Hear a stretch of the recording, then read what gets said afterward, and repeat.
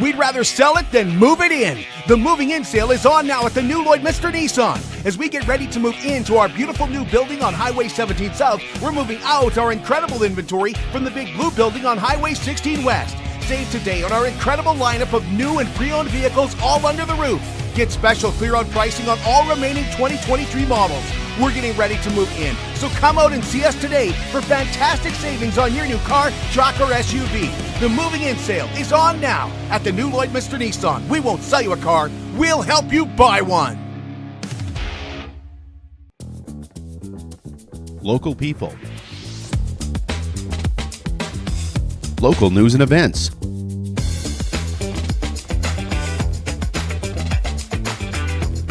Local sports. Local matters.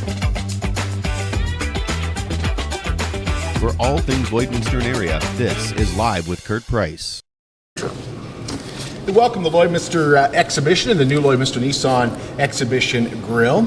We remind you that the new Lloydminster Nissan is getting ready to move into their brand new location on Highway 17 South. But right now, we are blowing out the 2023 Rogues and Cash Guys, and there are plenty to choose from, plenty of colors, plenty of levels to choose from. So up to $2,000 on Rogues and Cash Guys right now at the new Lloydminster Nissan on Highway 16 West, and you right now can get a $25 oil change when you switch your winter tires for summer tires, only at the new Lloydminster Nissan. Yes, we're very excited about moving into the new location very shortly. Devon Walker's here, Todd Hames is here, and Warren Callfas are here. They're here to chat about farming and the carbon tax, and I see a lot of misinformation when it comes to what farmers pay for carbon tax, so we're going to kind of clear that up for you this morning.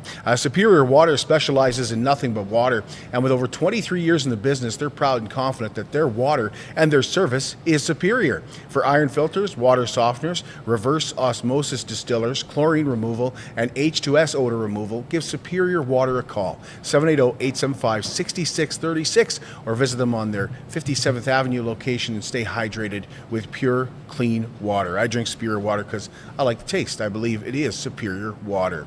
Another draw in the Lloydminster Exhibitions Chase the Ace is coming up here tomorrow night. That's right here at the Nissan Grill. There are 51 cards in the deck. We're just getting started here, and tickets are just $10 each, or you can improve your odds and purchase more tickets. Go to lloydx.com, get all the details. Tomorrow's jackpot is it was right around $27,000 last I checked. It's Poutine Week for Big Brothers and Big Sisters, and Poutine Week wraps up here in 2 days, wraps up on Wednesday. So a lot of local restaurants taking part and donating $3 from each signature poutine to Big Brothers and Big Sisters. And poutines range from cheesy chicken, Philly cheesesteak, pulled pork, and something called kamikaze poutine. Inclusion Lloydminster will be teaming up with Inclusion Alberta to host a Changing Lives, Changing Communities event on May the 2nd here at the Lloydminster Exhibition. Now that starts at 7:30 a.m. It's kind of a breakfast thing, not a hot breakfast, but you get a nice croissant and things like that. It runs for 1 hour exactly. It runs till 8:30, and Stacey Andrews told us why inclusion is so important for local families. Well, I think for some families, some of the struggle is wondering if their child is going to be accepted. Being able to be a part of the community, and when I say community, it's almost in quotes around, we all have different abilities. And when somebody has labels of having an intellectual or developmental disability, that's only part of who they are. And so I think what's at the heart of, for many families and individuals, is that because of some differences, that you are seen as different and not as human as other people. And so what we really want and believe is that our community, it takes our community to be able to contribute to all of us feeling a sense of belonging and welcoming and worth. And so that's all we're asking, is that families be able to walk this journey and not be alone. The Lloydminster Legion is once again holding a She Shed raffle, and they'll give that away on Canada Day. Tickets are available right now for $10 each. You can pick them up from any Legion member. And first prize is that gorgeous she shed. But you know what? The second and third place prizes are pretty darn good as well. A garden swing, which is a really nice wooden swing, and third prize is a really nice wooden picnic table. Tickets also available at Cliff Rose for Clothes here in Lloydminster and Midway Towing. The Saskatchewan Summer Games are now 96 days away, and on Friday the Games Committee and the city held a 100 days away celebration. At that celebration, some legacy products, I guess you'd say, were introduced. And some of those you've already seen. You've already seen signs at the Ball Diamonds that mention this is due to the Saskatchewan Summer Games and stuff like that. But they also mentioned on Friday about some portable bleachers and washrooms and irrigation at the VLA soccer field. And Wendy Plandowski also told us about another legacy that they are trying to leave with youth in the community. We have created a youth shadow board. And so one of the legacies that we want from these games is to really encourage youth leadership and mentorship. So there's a position on every division for a youth board member from the ages of 16 to 24. And we're hoping to inspire that age group to be the next, organizing board in 10 years or whatever when we host another provincial games. And also Jason's committee and volunteers has created, youth volunteering opportunities. So if you have, a 14-year-old and you want to do something with them and volunteer with them, you can volunteer together. And so we try to make this very much a barrier-free but family-focused kind of event. The Connect Club of Lloydminster is hosting a beer, wine, and trivia night on Friday. It's a big party at the Kinsman Hall, and Wendy Sidoric told us they're going to have a lot of fun with some wine and beer tasting. You can get a ticket if you check out our Facebook page or Instagram page. We'll have the link to the Google Drive. Otherwise, you could text 306-821-7979. We'll also work to get you a ticket. And we're selling tickets so next Thursday. Hopefully, we'll be sold out before then, though. Yeah. And what time do things get started? Doors open at 6:30, and then the tastings will start at 7:30. Give everybody time to get home and unwind on a Friday. Yep. We'll also be having Big Brothers and Sisters providing transportation home for free, or you can donate to Big Brothers and Sisters as well. And the Clunker Dunker is down. We don't have a winner yet, but if you look at the picture that they posted this morning, there's no ice left on the slough, except maybe under one of the tires that is just kind of still sitting there. So we'll find out a winner very soon, and I think the pot was around $19,000. So well done for the organizers for that. And of course, that goes to the new Kid Scotty Sports and Event Center. We're going to take a break, and when we come back, we're going to talk about the carbon tax and farming with 3 local farmers. I'm Brian Zinchuk of PipelineOnline.ca. I used to be a pipeliner, and I've spent the last 15 years reporting on energy in Saskatchewan. PipelineOnline.ca provides comprehensive coverage of light oil, heavy oil, lithium, helium, power production including coal, wind, solar, geothermal, natural gas, and nuclear. There's a lot happening in Saskatchewan's energy sector, and Pipeline Online is there for all of it. No one else comes even close. It's more than just taxes at LNA CPA. Assurance, accounting, retirement planning, estate planning, business consulting, financial consulting, farm program support, and bookkeeping. But yes, there is always taxes. The team at LNA CPA is committed to helping you achieve your best results and will be there to assist you every step of the way. LNA CPA, with offices in Provost, Vermilion, and Lloydminster. At Jason Arden Associates Cooperators, we're proud to be a top-rated local insurance company that offers flexible solutions and expert advice for all your insurance and investment needs. We'll work with you to tailor your insurance specific to your needs, and we offer investment advice that always puts you first. At Cooperators, one of our core values is to give back to the communities that we live in. Thanks to the support of our clients in Lloydminster and area, in 2023, Jason Arden Associates has donated $40,000 to local nonprofits, charities, students, athletes, and other special events. How does your insurance company support our community? Welcome back to the new Lloydminster Nissan Exhibition Grill. Well, Wellings of Lloydminster is now offering 1 or 2 bedroom gorgeous villas for those over the age of 55. Now, these are for anybody who wants more freedom. These are for anybody who might be starting to experience some health issues, but they're not ready to give up their independence yet. And that's what Wellings of Lloydminster is all about. Gorgeous villas with beautiful high ceilings and heated floors, and of course your own thermostat, your own appliances, and you don't have to worry about shoveling, you don't have to worry about maintenance fees, you don't have to worry about taxes. That's all in at Wellings of Lloydminster. They even have garages, and garages deep enough that you can park a vehicle in there, plus you could have a workbench in there. They also allow pets. So if you're looking for something where you can start having more freedom, going away in the winter and not having to worry about your property, then give Wellings of Lloydminster a call. And I know I mentioned health, and you're thinking, well, why would I want to sign a lease if I'm worried about my health? Well, that's the great thing about Wellings of Lloydminster. You can call Darlene and she'll walk you through a villa, and you ask her about what happens if something happens to my health. You're going to like her answer. 780-872-8537. That's Wellings of Lloydminster, and trust me, you're really going to like Darlene. She walks you through one of those villas. All right, we have with us today Todd Hames, Devon Walker, and Warren Callfas. 3 local farmers. Todd farms around Marwayne area, I would say. Yeah. Yep. For the most part. Devon's around Lashburn. Yep. And Warren is in no man's land up around, well, would you say Hillmont? Sandy Beach, Green Street area. Yeah, Hillmont's a little farther away, but... Okay. So 2 Saskatchewan farmers, 1 Alberta farmer. And Sorry, Todd. and it's great to have you here. So thanks for joining us. Thanks, Kurt. Welcome. So the reason I wanted to talk to you guys is I see a lot of misinformation, or what I think is misinformation. Maybe I'm the one who's misinformed going around. Now, maybe not so much on a local aspect, but definitely from a city aspect. I mean, I believe that people in smaller towns, rural areas probably know what it's like to be a farmer.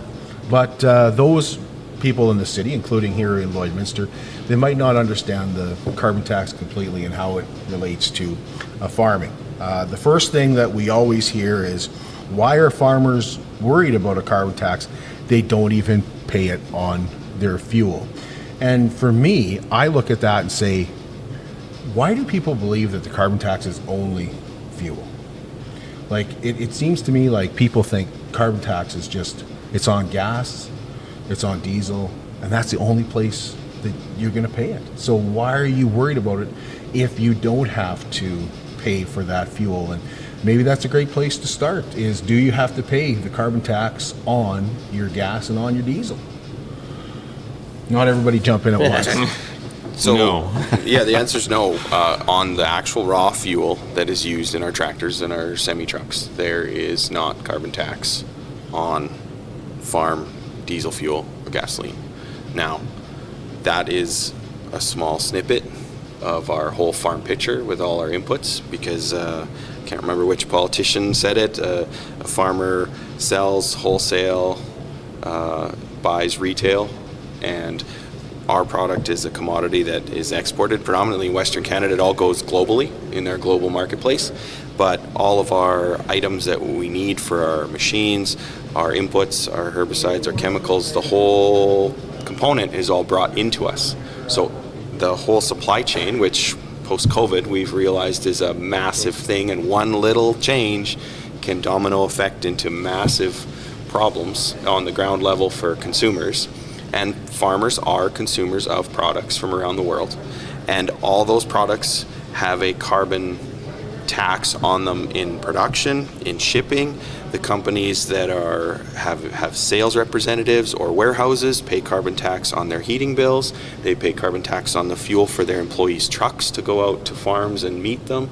It truly is an escalator tax that isn't just on the fuel that we consume on a daily basis or in the harvest season and the busy season. It extends to all the products that are required for food production that come to us, and every single entity, business, service, etc. in that chain, they need to pay those bills, carbon tax included, and then they are relying on people that have to pay the carbon tax, and it just becomes this massive inflationary tool that just kind of cuts the knees out from everybody in the chain, and everyone can somewhat change their, I shouldn't say profit margin, but their rates. Maybe truckers can move their rates up a little bit. It's a slow process, but the industry can flex a little bit. But at the end of the day, as farmers, it's a global marketplace. If somebody across the world does not want to pay a certain price for our commodity, and we're producing it for more cost than what that commodity is selling for, we're in trouble. And this inflationary climate that we're in is where that is. So most people don't understand that it's more than just fuel. It's every nut, bolt, wrench, paper towel, toilet paper, you name it. The whole chain is impacted negatively by this increase in carbon tax.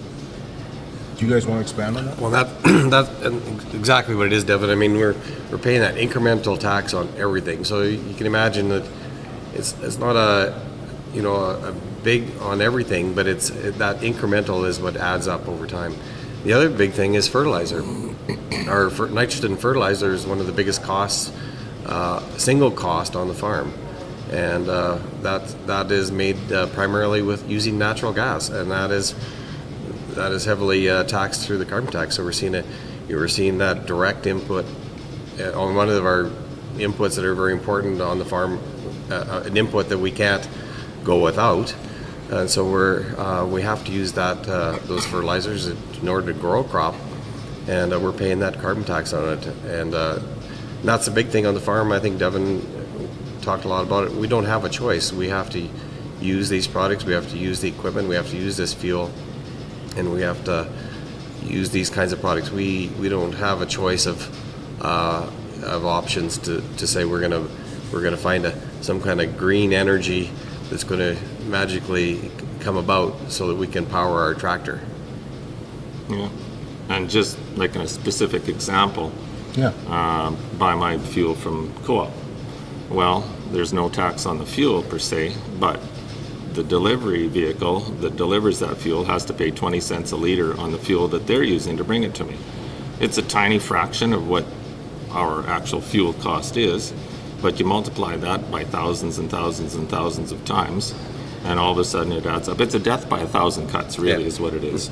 I mean, you look at Federated Co-op as a whole, they pay millions and millions of dollars in carbon tax. Well, guess what? That all gets added onto every product that they sell, no different than Agland, and any of our agricultural dealers.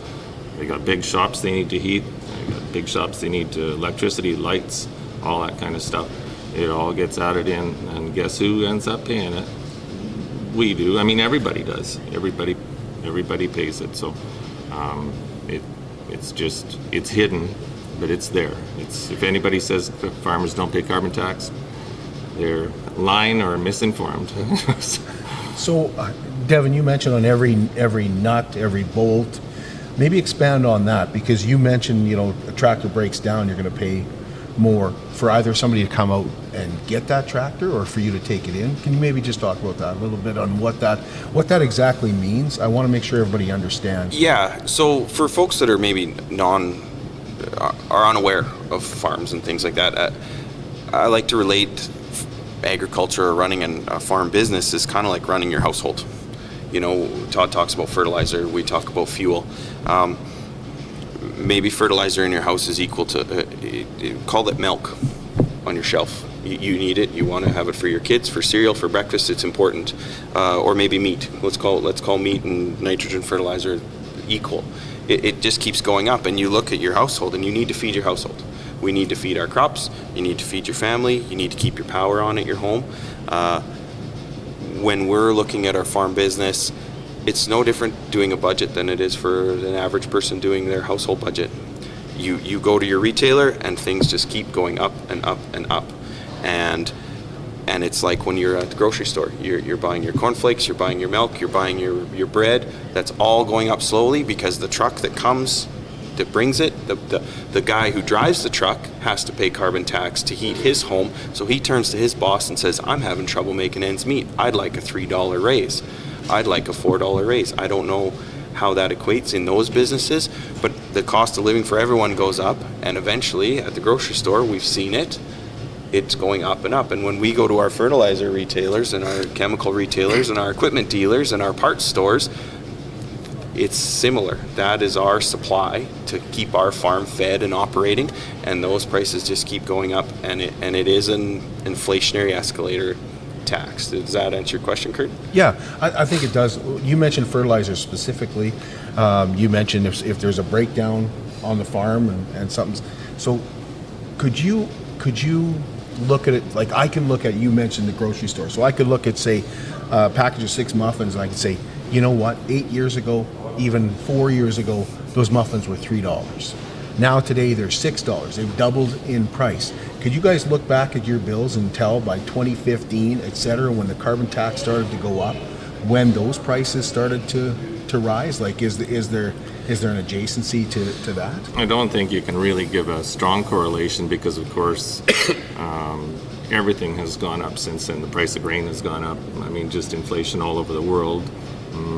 Russia-Ukrainian war created a spike and the COVID created a spike in some of these things for delivery problems. And so, again, it's so hidden, you can't actually look at your bills and go, oh, well, this is carbon tax or whatever. But I mean, I know what we pay personally in carbon tax. That's, you know, that's on our bills. That's on our bills for our natural gas. That's on our bills for our electricity. So I know what we pay as a you know, personal. But as far as the farming business, it's so hidden. There's no way to actually quantify how much it's actually gone up since the levels started going up. What about on something like fertilizer? There's not a hidden line on fertilizer. Yeah, there's no line on the fertilizer that tells us even how much natural gas they're using in that ton of fertilizer. But when gas prices go up, fertilizer goes up with so there it. You can see we can see that correlation. But we know it's there, and that's I think the death by thousand cuts, I think is one really good way of saying it, as Warren said, because it's not that there's this one big carbon tax bill that we're getting that's just this massive bill. But we're getting a little bill every time, and it adds up, and that adding up makes us less competitive with the world on the world stage, and that's the problem. Canadian farmers are paying this carbon tax that makes us less competitive when we're with our South American farms or the U.S. farms and farms around the world. Australia, the same thing. We've got to compete against them. So whatever we get, we can't recover that carbon tax. We can't pass that carbon tax on to our customers. And it just erodes the profitability of a farm. I mean, the purpose of a carbon tax is to encourage alternate energies, encourage greening, encourage folks to make changes, okay? And that sounds nice and rosy. There is no substitute, no technological substitute for a high horsepower farm machine. The large diesel engines that we use, and we only use them for a short period of time every year, they are subject to emissions controls right now. There's no battery technology that could replace that. And if you wanted to run, a high horsepower tractor, which is efficient in producing food, in the manner that Canada produces food, there is no on-the-shelf substitute. So we could be taxed. Carbon tax could be $500 a ton tomorrow, and we would still have no other option, financial option or even functioning option to use in place of the farm equipment that we have right now. So then it becomes a tax to just exist. Compare that to a person who's living in, let's say the average family that lives in an urban center. Maybe they have one car. And they go, geez, times are tough. We're going to start walking to school. So we're only going to drive the car to the grocery store on Mondays, and we're only going to take it, to grandma's house on Friday, and we're going to find a way to use public transit in the middle. Maybe they sell their car, they get a different car, more efficient car, something. They take steps. At some point, living in Canada, you cannot take any more steps. There's no technology, there's no options. You still have a minimum carbon requirement in your daily life in Canada. And at that point, you've reduced all you can, you've got your family in an urban center using all the options you can, and you're using your base amount of carbon, and you just keep getting whipped by the tax. The tax keeps going up. So you're back to essential home heating, essential vehicle use, and that just keeps going up. And you have no other option. So how is that fair to anyone? And a farm business is no different. You know, you can cut corners. I don't feel that farmers are particularly wasteful individuals. I mean, we are always worried about what the future holds for weather, what the future holds for prices, what the future holds for global stuff. So we want to save money, we want to save things, we want to save items, parts, recycle, reduce, reuse, because we might need it in the future. So we're that's somewhat the farming lifestyle anyway, and then we've reduced even more, and we just keep getting whipped with a tax. And I think one of the things to add to that, I mean, farmers are part of the solution on this carbon. I mean, that's another thing that really makes it hard for farmers to understand this carbon tax, is we're in the farming business. We're putting carbon in the ground. We're taking carbon out of the air and making food out of it.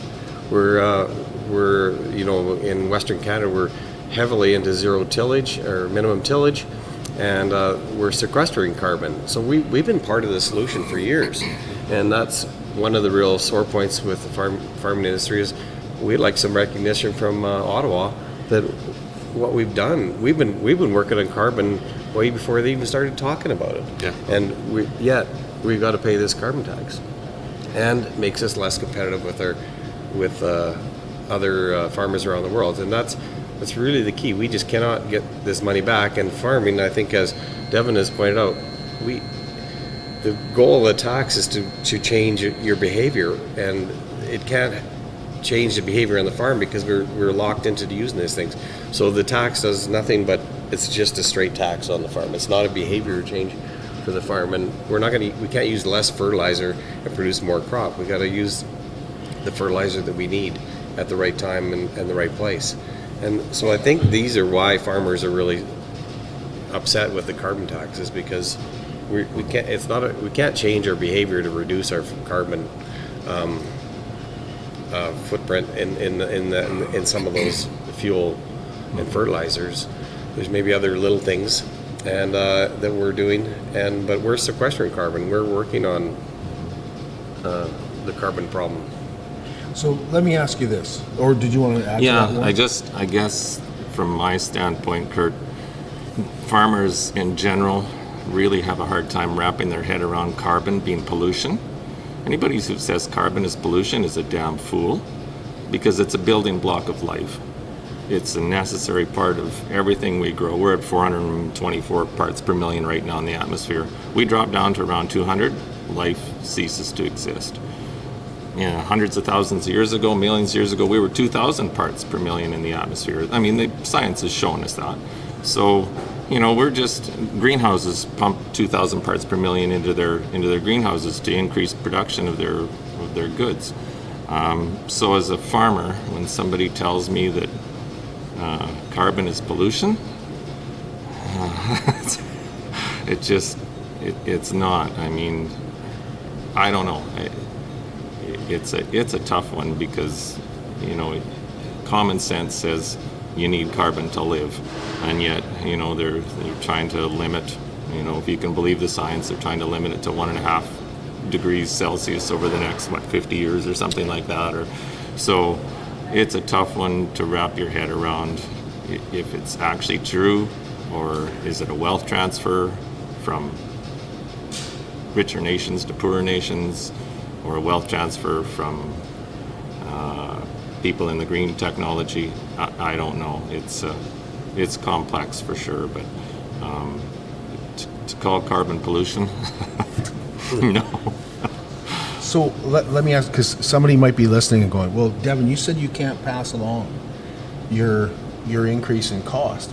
So if you can't pass along your increase in cost, why are we seeing my muffins go up 50, double in price? Somewhere along the line, where is that increase? So that's an interesting thing, I believe in the House of Commons last week, the opposition was trying to ask the MP who's in the head of the Agriculture Standing Committee, where they're doing all the carbon tax analysis and stuff like that, was trying to ask, I believe, Mr. Cody Blouse. He's an MP from King's Haunts in Nova Scotia, the Annapolis Valley. Beautiful place, lots of agriculture there, wineries and crops and stuff, and trying to ask him questions about this carbon tax and how that impacts, agriculture and the consumer.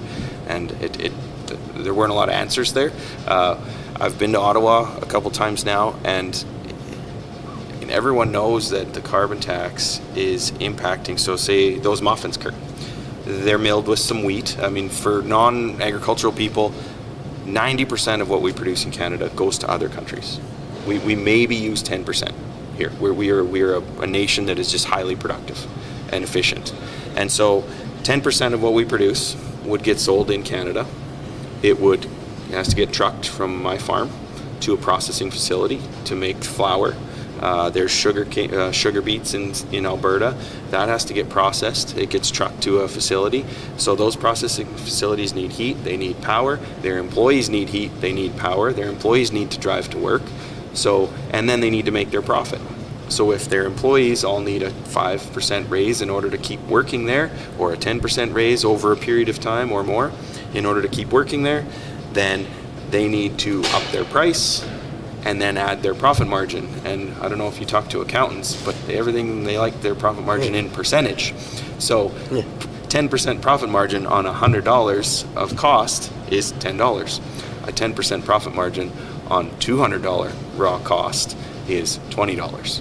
So then they may be happy, the consumer has to pay it, and the producer on the bottom, on my end, doesn't really get any more, because I could maybe sell 10% of my crop to a muffin factory, but the other 90%'s got to go on the train and pay a carbon tax all the way to the coast, and then the guys who are loading the boat are paying carbon tax when they drive to work at the docks, and so on and so forth. So if I don't take the price offered for the 10% of my commodity, let's say, the rest has to go globally at whatever the market price is. Something tells me that's not being worked into what the rebates what we're seeing, and how 80% are making more is the claim from the. You talk to any accountant and they say that's a lie. Like it doesn't happen. Like if you are a very low carbon emitting person, if you're living in an apartment and you don't have a car and whatever, you probably are getting back more than you pay. But that's not 8 out of 10. I mean, my accountant says that's so much BS. I mean, they should know. That's what their business is to know this stuff. And so it's just not right. But your muffin example, anything that you buy, the raw product that we produce is just a minuscule part of that muffin. That muffin might have 2 cents worth of flour in it or something. I believe it's, there's 10 cents of raw wheat flour in a loaf of bread. Yeah. Use that as an example. Yeah. So there's 10 cents of wheat in a loaf of bread. What's a loaf of bread worth, Kurt? $2.99 up to $6.99 lately. And so the bag and the tab, it said that the bag and the tab is worth, and the printing on the bag is worth more than the flour in the bread. And I'm not trying to throw any, maybe Co-op Bakery sponsors your show. I'm not trying to throw anybody under the bus. They do. But I mean, but it is. There's employees. Everybody's got to there's make a involved, profit. Right? There's yeast. There's products that need to get shipped in. There's ingredients. There's health standards that need to be followed. I mean, it's not all pure profit, but it's that inflationary thing where if the raw material costs a little bit more and the wages cost a little bit more, then that company is risking more money, and then they would like to have return on their investment and some profit on that, and that is larger also, and it has to be paid by the consumer. I want to ask you about transporting grain, because this is something I didn't understand, that you guys are paying to transport your grain. Why are you like? I don't get that. I don't understand why there's a carbon tax. Why you guys are paying a carbon tax? You take your wheat to an elevator. The elevator ships it off. Why and how is that cost transferred to you guys? Like, I don't understand that. Like, are you charged at the elevator? Well, How does That's not exactly accurate. Okay, put me in my place. What am I? I would compare it to in the oil field when we saw the oil prices drop. We heard the price differential. Did you hear that Yep. all the time? The differential. So world oil price was say $100 and Canadian oil was selling at $40. And they called that the price differential because either no one wanted to buy it, the pipeline fees are high, et cetera, et cetera. So the local price was $40. That's kind of how the grain world works. If world wheat price is $10 and it costs $1.50 to ship it to the coast and 50 cents to elevate it at the elevator and handle it on site at the elevator, then we as farmers are told, here's $8. Would you like to sell your wheat to us? I don't know. Is that fair, Todd and Warren? Yeah, I mean, since the demise of the Canadian Wheat Board, thank you for everyone who helped do that. Now farmers are paid for that grain when they drop it in the pit. So the costs after that, of course, are coming off, like Devin's explained. You know, it is the differential price between what the buyer is paying a lot more than what the farmer is getting, but he's got to get that grain from that pit that I drop it in to his plant, his mill in Japan. So that he's figuring all those costs in, and he's got to determine which, you know, the cost of wheat in Canada versus cost of wheat somewhere else. There's different shipping costs, so he's doing all that math and deciding which one's his best deal. And of course, you know, when we're paying that carbon tax on that, our shipping costs from central or western Canada here across the Rockies to the Port of Vancouver, and getting on a ship and paying all those fees to get there. You know, the elevation on the farm, or at the elevator, there's the elevation. The elevators have their fees, and the railways have their fees. Then we have elevation at the Port of Vancouver, and then we have loading of ship fees, and then the ship's got to drive where it's got to go. Don't forget demurrage fees that are waiting, where the boat's waiting to get loaded. Yeah. If there's any delay in that chain, the boat charges while it's sitting waiting. Yeah, but he's charging the elevators now. Oh yeah, yeah. Which then reflects back in the lesser price for us. But the more efficient the system is, the more money farmers get. I think that's what Devin's point. That point is whatever money spent from the customer, from the pit to the customer, that's going to it's coming out of our pocket. So we want that piece to be as efficient as possible as well. Yeah. But we have absolutely no control over that. But we do know that they're paying that, you know, whatever carbon tax is accumulated in that is coming out. And it doesn't just impact us farmers. I mean, let's say that the transportation fees and the cost, carbon tax included, from, let's say, Lloydminster, Alberta here to Vancouver,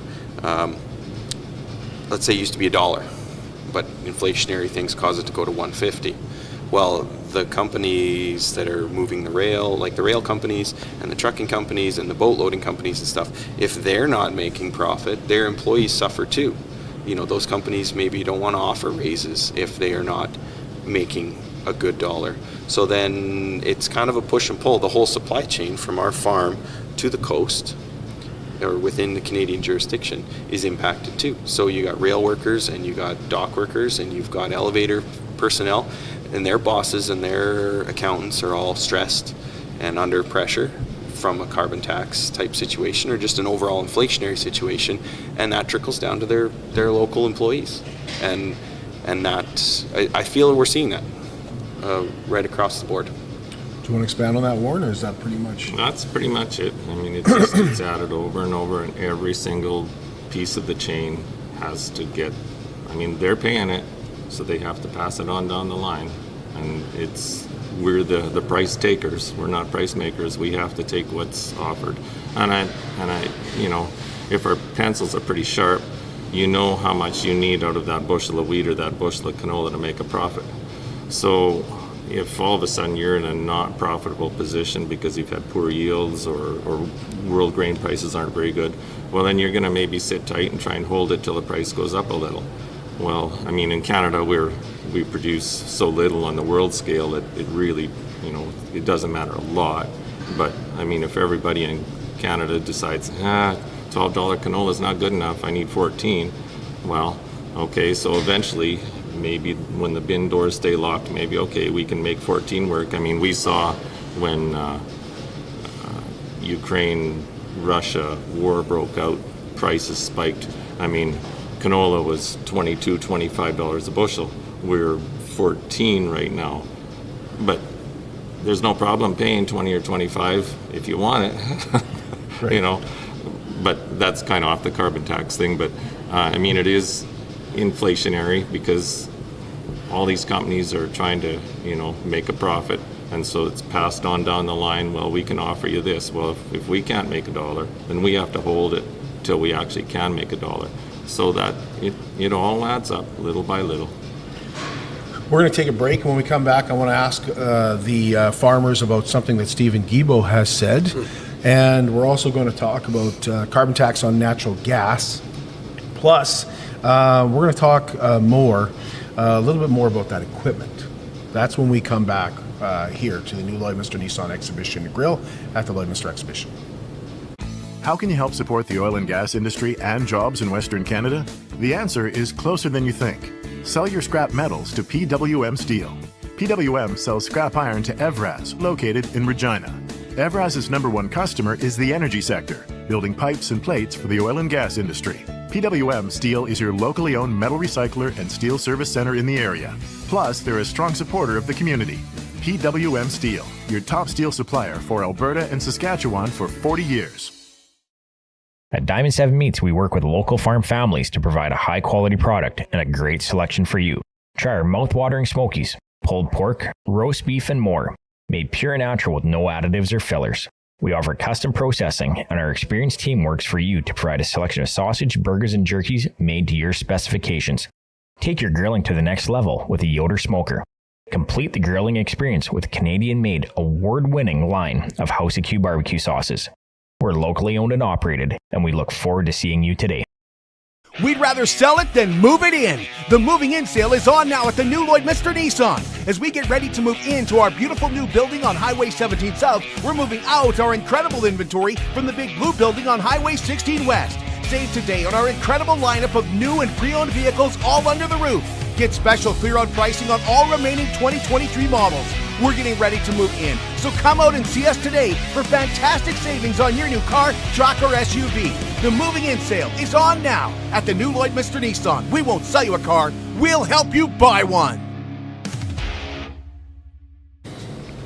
Welcome back. BioClean Disaster Services is a local company that's restoration and cleaning is second to none. Wind, fire, flood, so disastrous for your property and really hard on your belongings as well. And you know where it really takes its toll? On your family. And that's where BioClean Disaster Services comes in.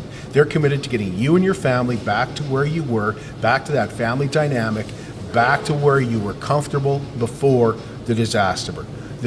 Reliable, very local, serving Lloydminster, Wainwright, St. Paul, Bonnyville, and Cold Lake. BioClean Disaster Services at 1-833-246-8326, and they take great pride in that all their products are safe for your family as well. It's all about families with BioClean Disaster Services.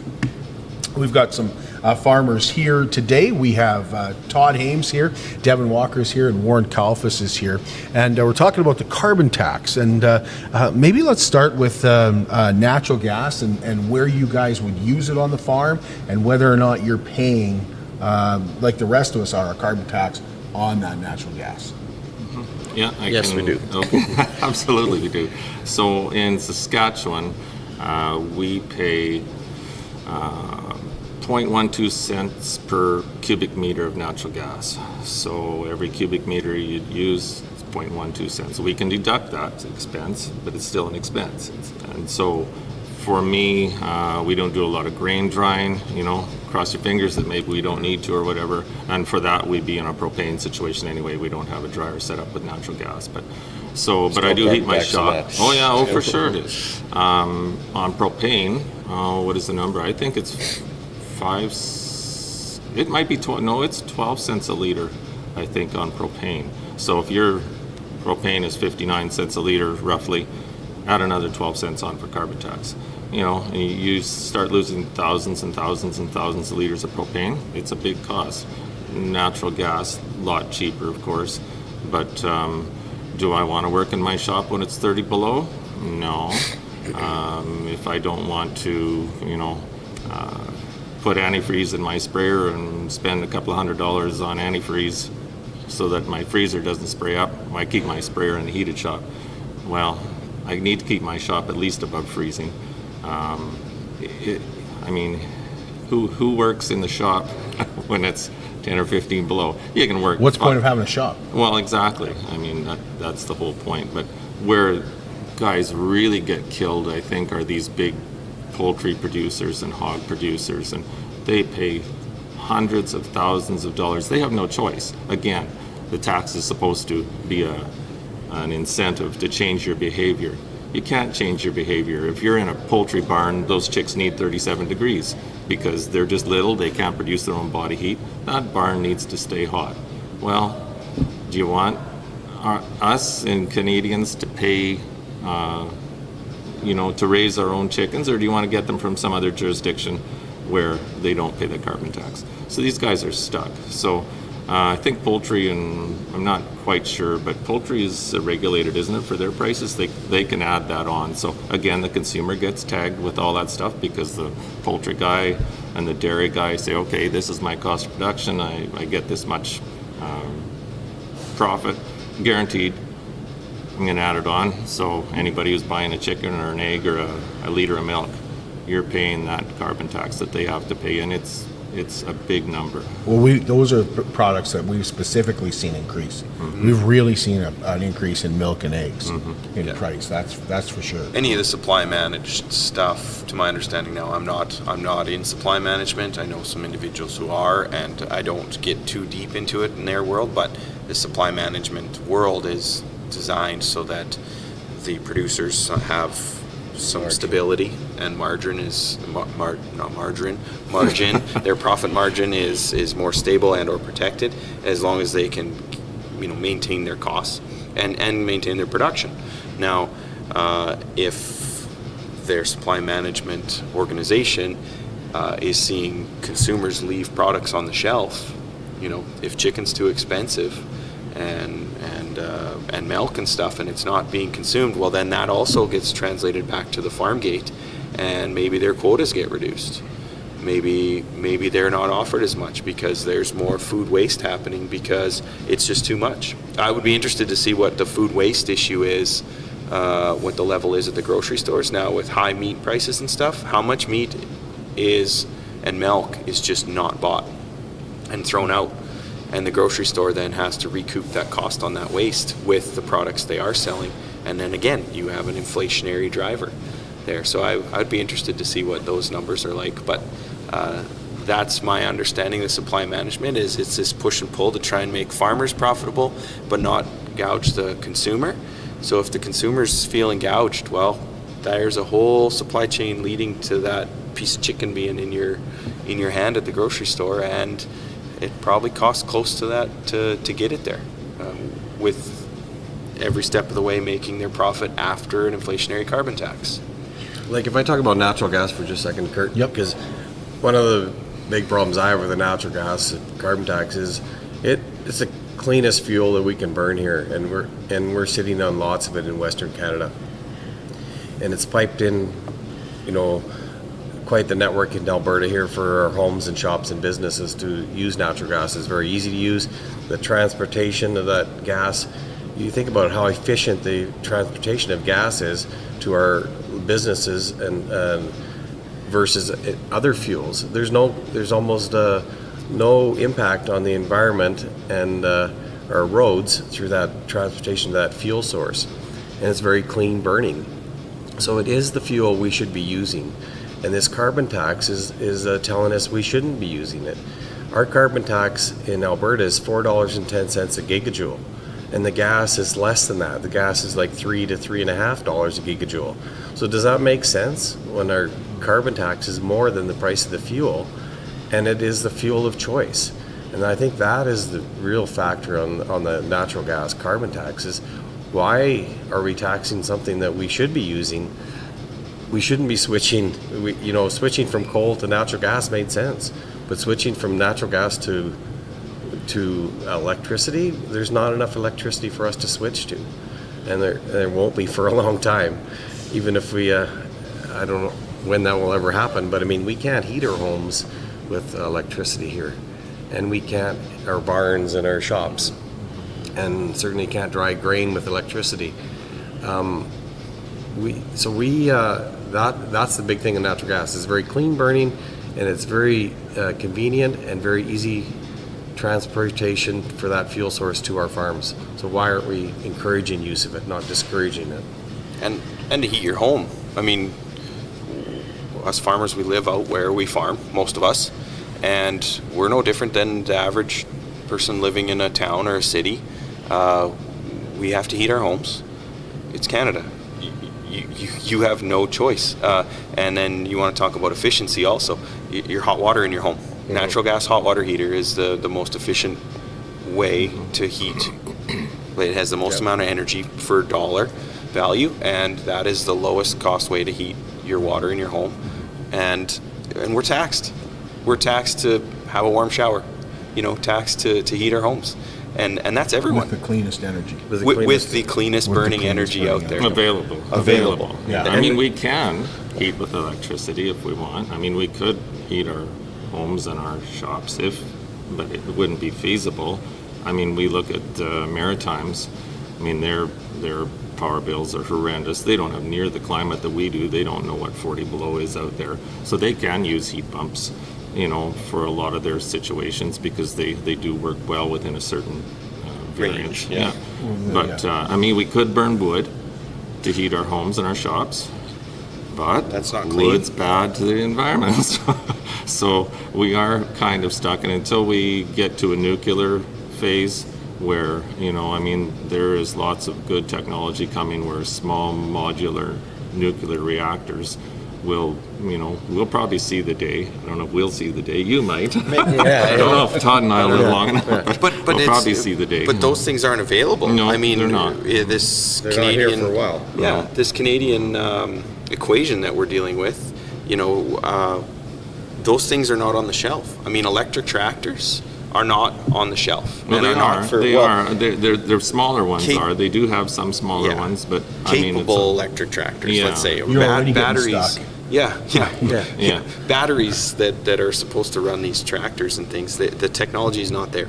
We're not there. These are not off-the-shelf solutions that we can afford, and in many cases, whether it's natural gas grain drying, or some kind of solar barn heating, electric barn heating, the costs of those things are not tangible. And to relate that to the average non-farmer, I mean, if you're in a city and you're in a rental position, you're renting your property, and the carbon tax tells you need to put in a new furnace, you need to put in better windows, you need to change your hot water heater, you need to put solar panels on your roof. How many rental properties do you have control of that as a consumer? You sometimes you can't even paint your room in your rental property without permission from the owner. So how are you supposed to adopt these green technologies when you have no power to do so? You can't change the living arrangement you have. You just can't. And so that's So your hands are tied. Your hands are tied. You have no options. And so and as Canada proceeds down this, I mean, the housing market is wild, and in major urban centers, many people say, homes will just rent forever because we'll never be able to own one. So now you're going to rent forever in a property that you cannot make any changes to make it any greener whatsoever. So how is that fair to the average Canadian citizen in an urban center who's in that rental position? And I mean, it wasn't that long ago I was in college and renting and fresh out of college, and that was not fun. You're under the thumb of forces you can't control. So I feel for folks that are that are in those positions. Todd has to run here, but I do want to get this question in before he goes because he kind of snickered. Actually, all three you did when I just mentioned the name Stephen Guilbeault. But Stephen Guilbeault says he flies all over and he talks to farmers. I don't know if any of you have ever talked to Stephen Guilbeault, but he says he talks to farmers and that farmers aren't concerned about the carbon tax. Farmers are more concerned. What he does hear farmers being concerned about is climate change. What's your response to that? I'm not sure which farmers he's talking to, but maybe... he says Nova Scotia, Alberta. Yeah. One way, one... Okay. Maybe he could deliver some of our grain while he's flying around, but I think Stephen Guilbeault has not talked to the farmers that are, farming the real farms. I think he's talking to the wrong groups. He's talking to the organic farm groups that are maybe smaller farms and they're doing things differently. But I think if he wants to talk to the real production in Canada, and we're probably, there's the 80-20 rule, probably, 80% of the production is 20% of the producers.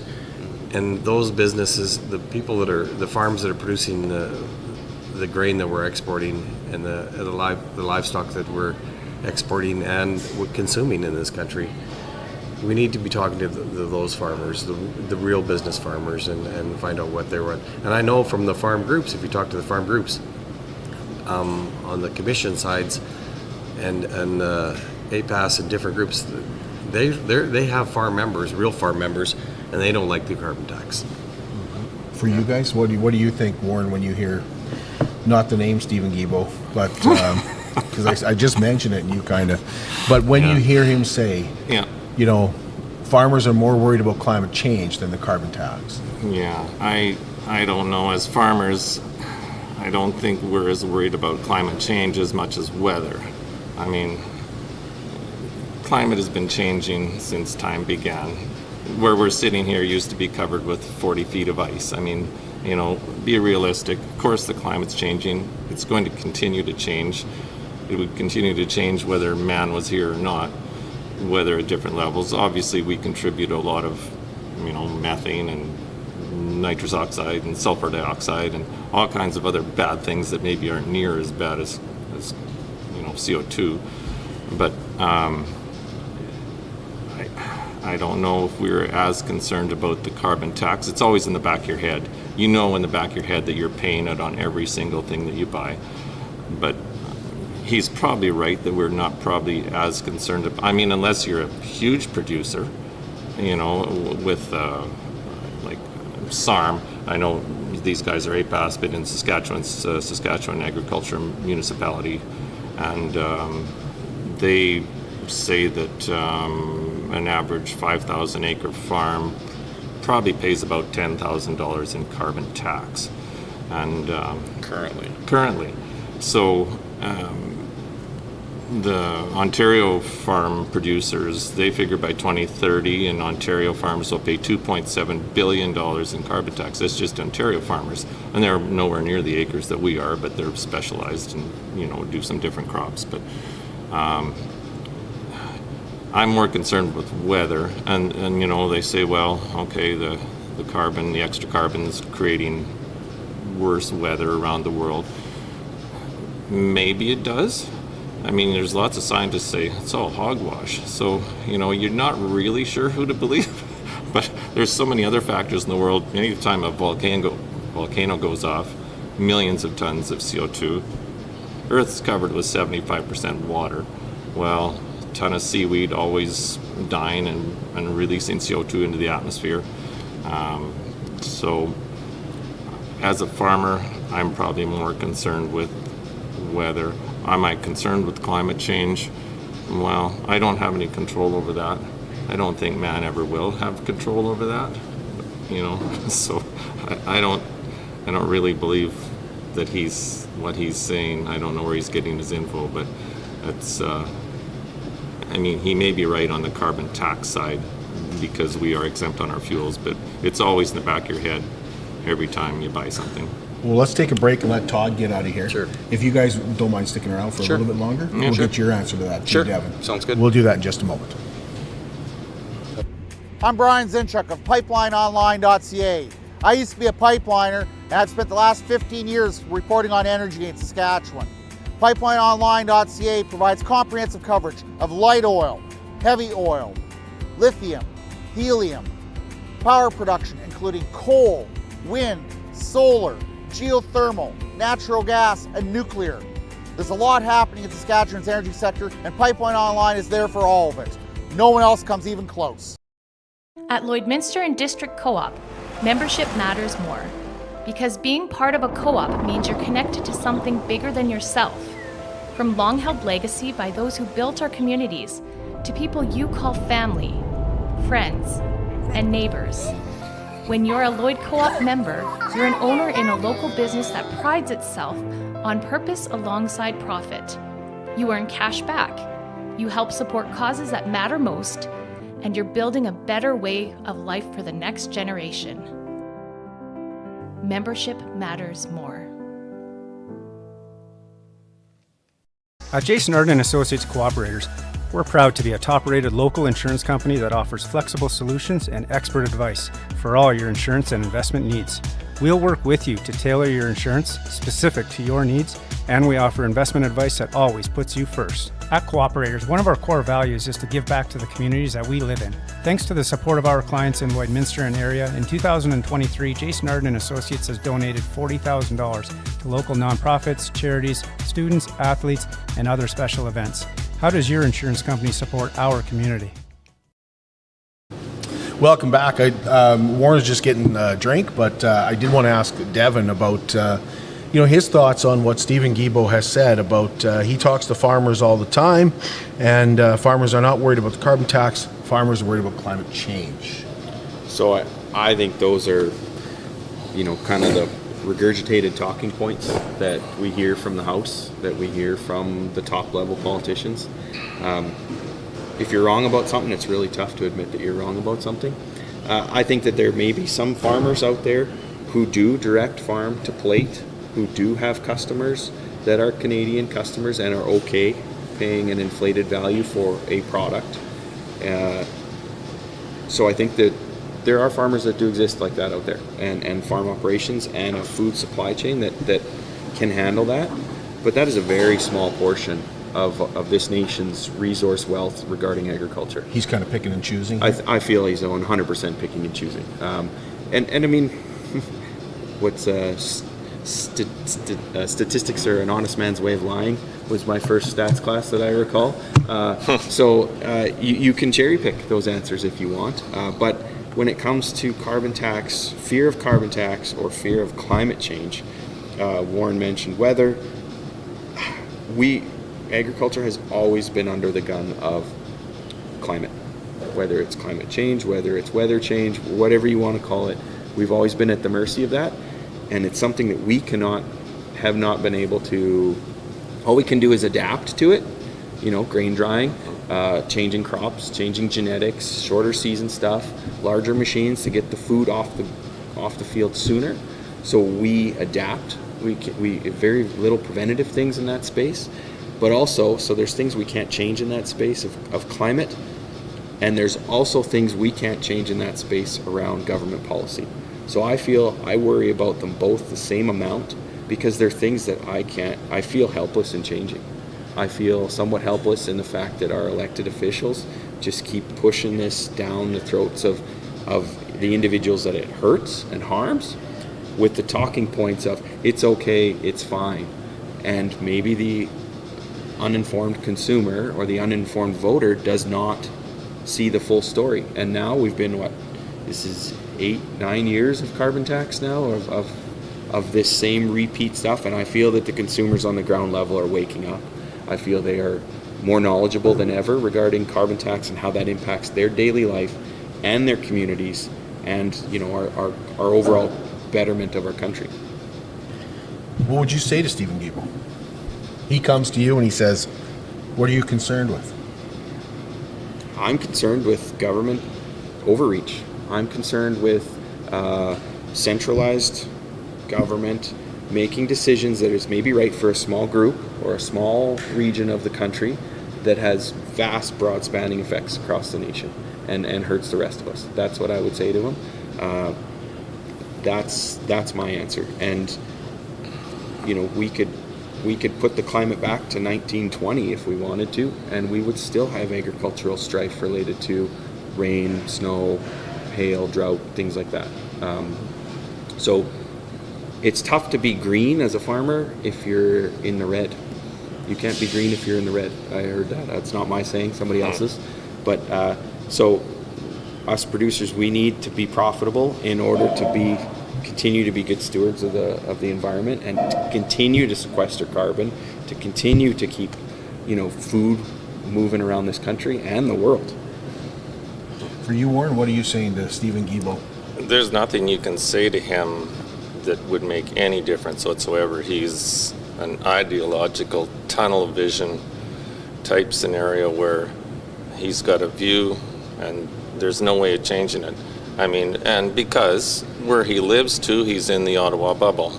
I mean, how about you come out here and live for a couple of years in Western Canada, where you get 40 below for a long period of time? Like, they don't understand that. They don't know what that means. What does it get to maybe minus 20 in Toronto once in a while? Or, they get 4 inches of snow. They call in the army to. I mean, they live they're in a different world. Just like the Maritimes live in a different world, just like Vancouver lives in a different world. We're all taxed the same, but our situations are really different. So there's nothing you can say to him. You could say all kinds of stuff to him. It's not going to make any difference, because he has this vision of what Canada should be, where we produce 1.6% of the world's total emissions. He's admitted himself, if we fell off the face of the world tomorrow, it would make no difference in the amount of carbon that's produced, a drop in an Olympic-sized swimming pool kind of scenario. So there's nothing you could say to him. We can say it to each other, and we know it. Nothing you could say to him to change his mind. When Bill C-234 went through the House, there was hope that you guys wouldn't be paying a carbon tax. Then it got to the Senate. The Senate did something it never does. On natural gas and barn heating. Barn heating. Yes, those two items. Those two items. And it died in the Senate. And now it's back. What would that do for you guys, Bill C-234? And how do you guys get your message out there? Well, for myself, I'm involved with the Agricultural Producers Association of Saskatchewan. So that is one outlet that we have. A big policy lobby, policy research type org, represents Saskatchewan producers.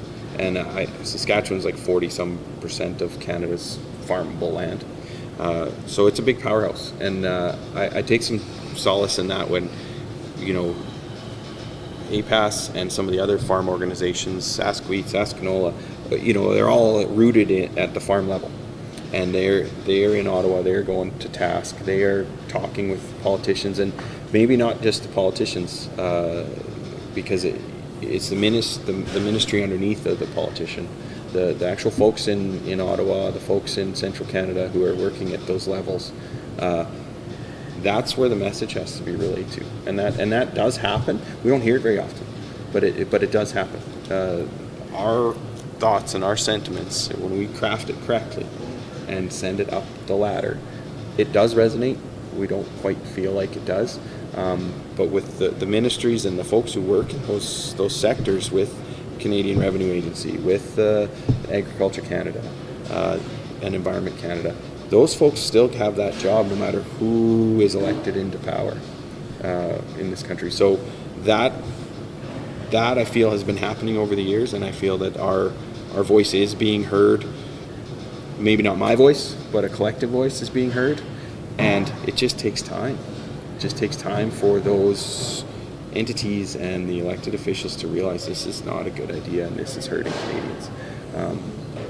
That's how I feel about that. It's just that 234, it should have went through with barn heating, but it got kicked. It went from the House to the Senate, and then the Senate approved it, but then the House voted it down again. There was amendments. There was amendments in the to pull the barn heating out, and then there's fear that it'll die on the floor. I think it can still Yeah, it could still come back, but it's there's an back in the election. House. There might be an election before, and if an election happens, it gets kicked out. If I'm not mistaken, I'm not the best on parliamentary procedure, but the Senate, it's like it got blocked. The Senate pulled some partisan stuff, and that was not good. And I've heard some academics say, we are going to be teaching this in classes for decades and decades, how the Senate is supposed to be.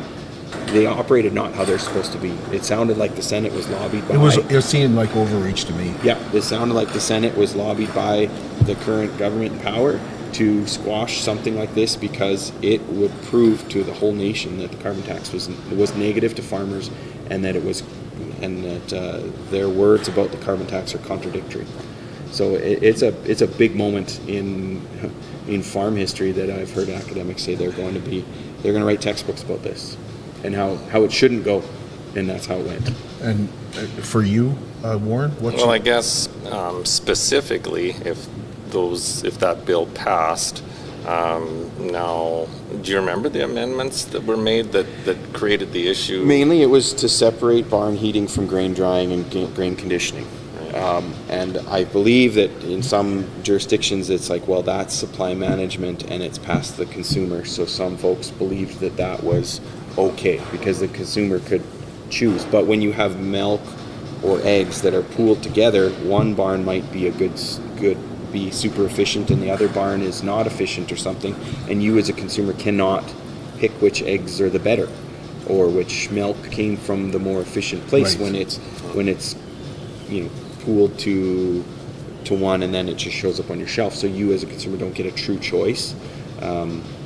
So there's some discrepancy there. But regarding natural gas on grain drying and electricity for grain conditioning like aeration, to me that makes me very upset because that it's being delayed or drug in the mud with this, because of the fact that grain drying is one of the only climate resiliency tools we have on the farm.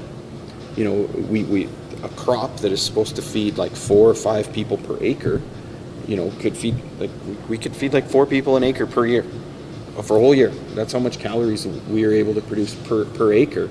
So you got like 60 bushels of crop out there or something, and you've done the work, you've put the grain in the ground, you've paid your employees, you've bought tires, gone flat, you've paid your insurance, you've done all these things, and you're at the end of the finish line, and climate, whether it's climate change, comes and snows on your crop, rains on your crop, and the last stage of the race, and it's ruined, then it's not good for human consumption. You have that giant carbon footprint of that whole crop wasted if you cannot have efficient grain drying or grain storage.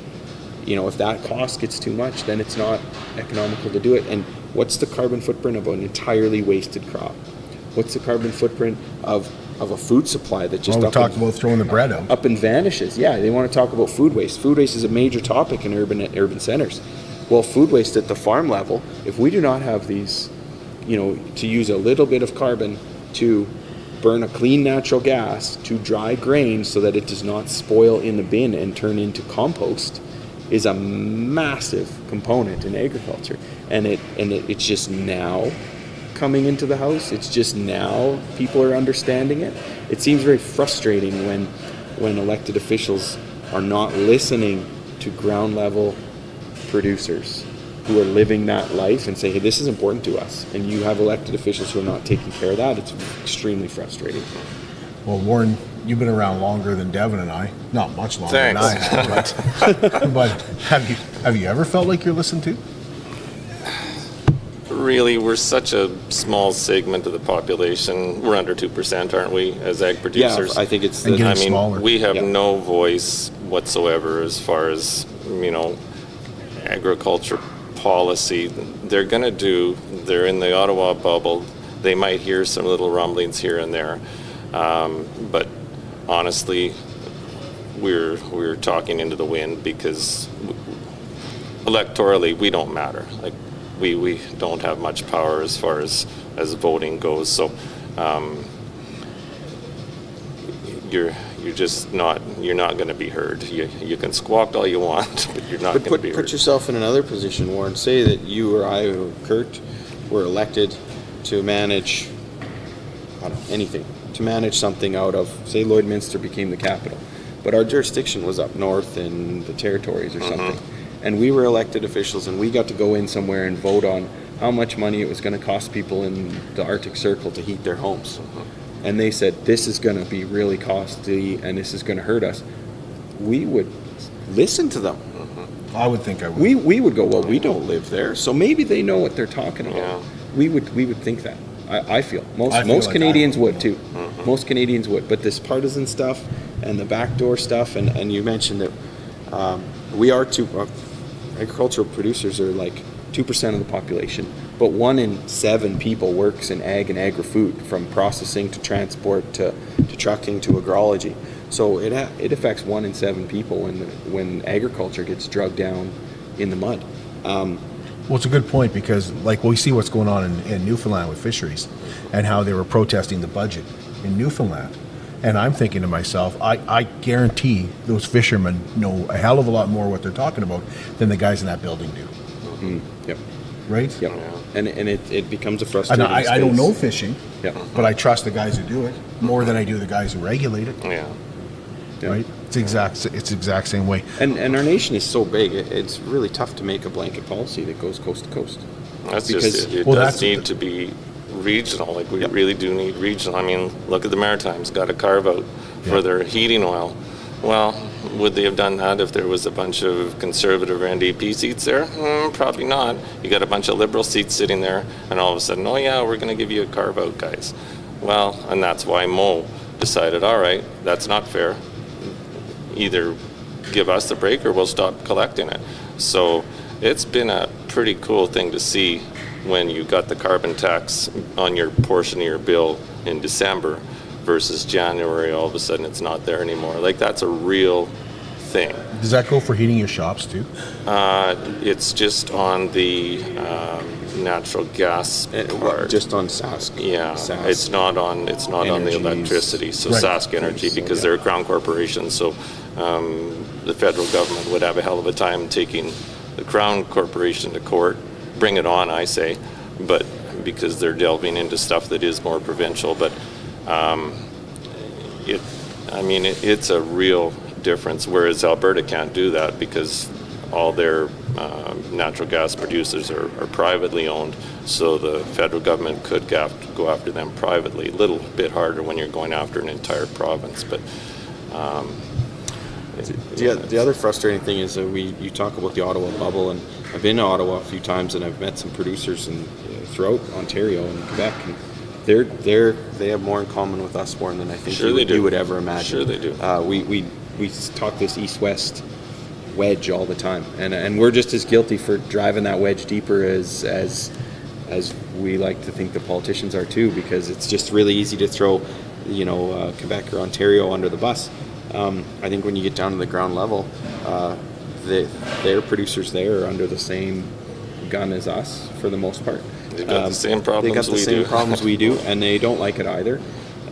What I feel is that our current federal government, anytime there's a global conference, global something going on, there's a European Union meeting of minds and stuff, and then our elected officials jet set there. They sign some document, then come back and go, "Well, we're going to have a 30% reduction in nitrogen.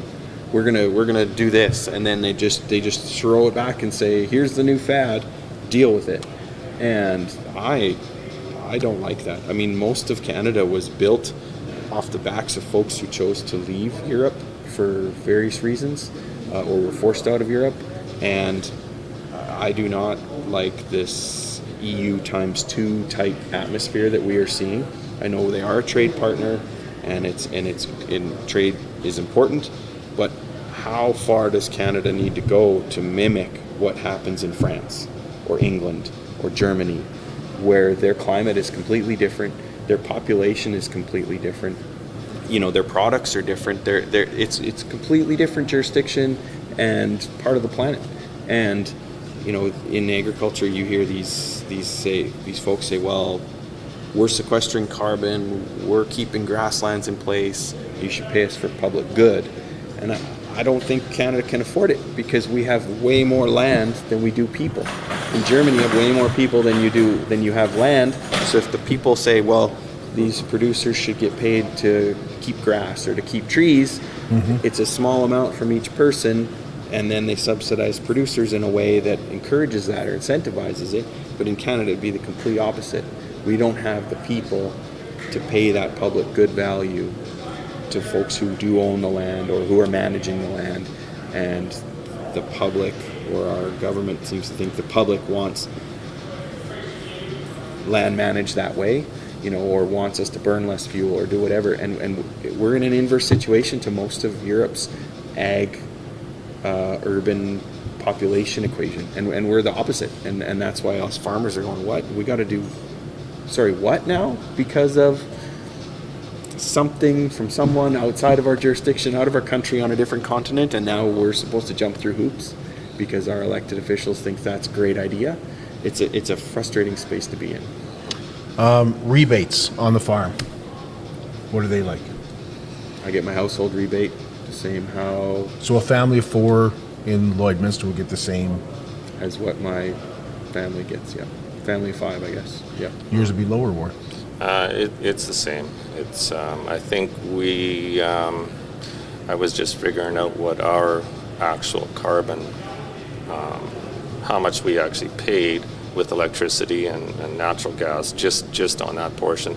I think we were $1,157 of actual carbon tax, and I think our rebates were about $1,100. Well, if you look at that, so all right, I'm giving you $1,157. You gave me $1,100 back. Thanks very much. Does that change my behavior? Probably not. You got to pay GST on that too. And GST, but again, on the business side, we can claim as an expense, not on the personal side. So, does that make sense? No. But that's just on your raw carbon consumed. That's not on. That's not the death. That's not on any of the hidden. That's not any of the stuff like the Kellogg's. No products that you everything, bought that every single thing, and warehoused and forklift and stored and heated and reefered or whatever it is. That doesn't show up when you buy your box of Cheerios. Or are you factoring? Would that be including parts? No.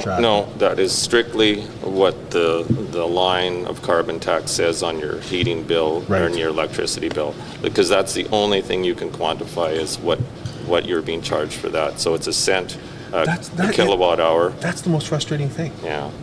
Is it you can't quantify it. Yeah. Like it's the perfect tax. And it's no different when you go to fuel up.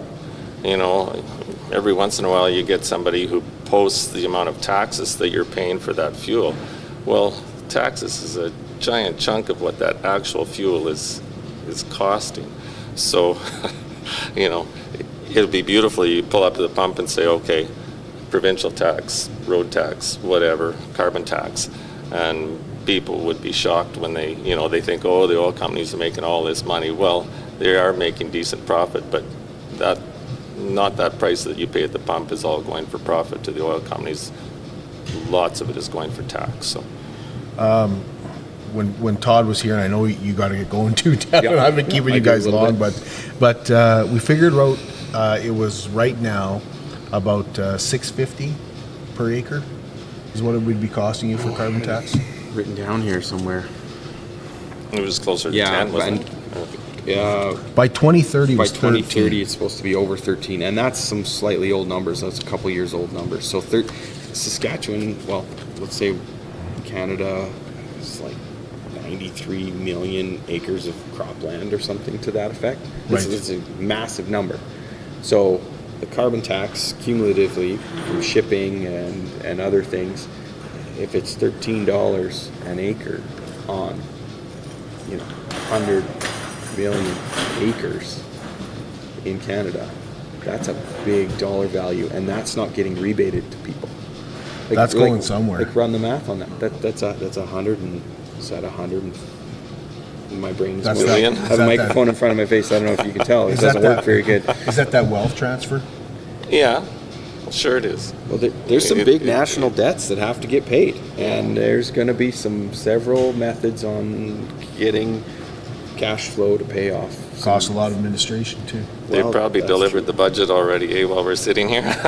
We don't know what's coming down the pipe. We don't know what's going to be. Yeah, it is a, it is a death by a thousand swords, and the swords are getting bigger, the cuts are getting deeper as it keeps progressing on. Even if you do reduce your carbon, whether you're a homeowner, whether you're, a college student, whether you're a farmer, you're reducing because life's getting more expensive, and it is good to reduce, less waste all the time. But when you get to a point where you're down to your basic usage of carbon, or your minimum amount that you can to sustain your life and your family unit, you are still getting penalized. And it just keeps ramping up. And I don't think that's fair for any citizen. Thank you both. Really appreciate your time. I want to thank Todd Hames as well. Thank you, Warren Callfas and Devon Walker. Great to chat with you guys. We should do this once in a while, actually, because there's more that I think people could learn from you guys, not just about the carbon tax, but about actual farming as well, and how and what goes in to getting that. You had mentioned there's 10% of that, 2% of that muffin. I don't think people understand that. 10% of the bread. Yeah. And that's something we could definitely expand on. 10 cents. 10 cents. 10 yeah. cents. We didn't even get into beef, Kurt. we didn't. We didn't get I into think beef. the farmer's food share, 40% of beef at the store on average. 40% of that cost goes to the farm, but that's not all profit. That's got to pay for the vet. They got to pay for the mortgage. Got to pay for all the things, right? So that's another great farmer's food share. I got to find some ranchers next. Thank you. Appreciate it. Not that you guys aren't ranchers, but on a larger scale. Used to be. Yeah. Used to be. Thank you. And we'll be back tomorrow, and we'll be back tomorrow at 10 a.m.